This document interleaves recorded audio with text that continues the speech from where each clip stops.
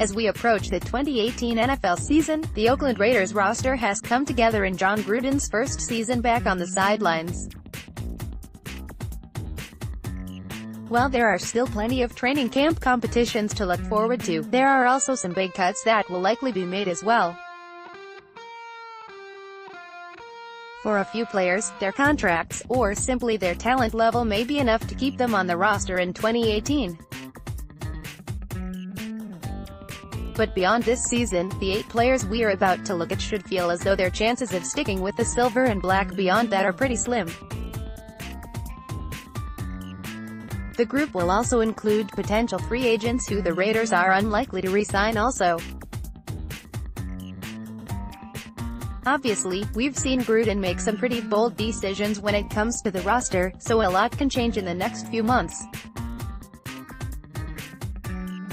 Plus, when training camp rolls around, things really go to the next level and players have to prove their worth in order to stick around. The man dubbed as Chucky has shown that he has no issue cutting a big-name or popular player if they don't buy into his system or he doesn't think they are a fit for how he runs the show. So, let's dive in and check out a group of players who are almost certainly looking at their final season with the Raiders, and some of these options could even wind up missing out on the 53-man roster this year if they don't really impress. What better place to start than with a wide receiver who's already been rumored to be a trade candidate? Asterisk note, all salary cap information comes courtesy of Over the Cap unless otherwise stated. The Raiders' wide receiver room has too much talent and too many faces. After The Athletic's Vic Tafur originally reported that the team was looking to trade Seth Roberts on the final day of the NFL draft, it became widely known that there was interest in moving on from him. If the team can't find a trade for him this offseason, I think he's a near certain cap casualty next offseason. Releasing the 27-year-old wideout this offseason would free up just $200,000 in cap space while costing the team $4.25 million in dead money. On the opposite side of things, if he's released next offseason, the Raiders incur no dead cap hit and his entire $4.65 million cap number becomes available. As things stand at this moment, Roberts has the 11th highest cap hit on the team next season and he's unlikely to be more than a no. 4 wideout in 2019. The Raiders are in the midst of grooming first-round pick Kolton Miller to be their future starting left tackle, and while keeping Donald Penn to protect Derek Carr's blind side in 2018 is a smart move, he may not be around in 2019. Penn's contract is set up so that he can be released next off-season with no dead cap hit to the team, and in the process, his entire $10.35 million salary cap hit would become available for the team to use.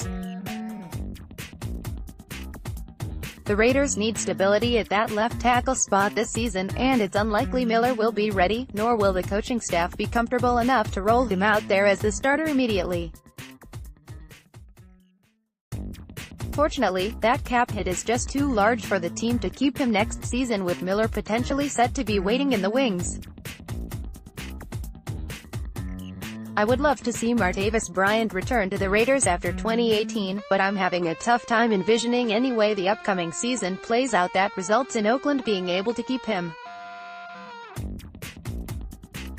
Hypothetically speaking, if Bryant has a monster season, he's going to command a pretty big contract as a free agent next offseason. If that's the case, the Raiders may not be able to afford him with the 20 pending free agents they have in 2019, along with the huge contracts Carr and Khalil Mack will have, and the expected extension coming for Amari Cooper. On the opposite side, if Bryant doesn't have a solid season, there wouldn't be a ton of incentive to bring him back. With Cooper, Jordy Nelson and Ryan Switzer all under contract, the Raiders could use the money at another key position of need as opposed to paying Bryant. Maybe things will work out, but it's hard to be confident about the former Pittsburgh Steelers being with the silver and black beyond 2018.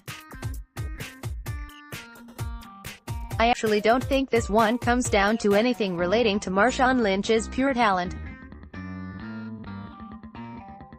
From that standpoint, I think he's a great option. But Lynch will be 33 years old at this point next offseason, and I believe the Raiders will look for their running back of the future.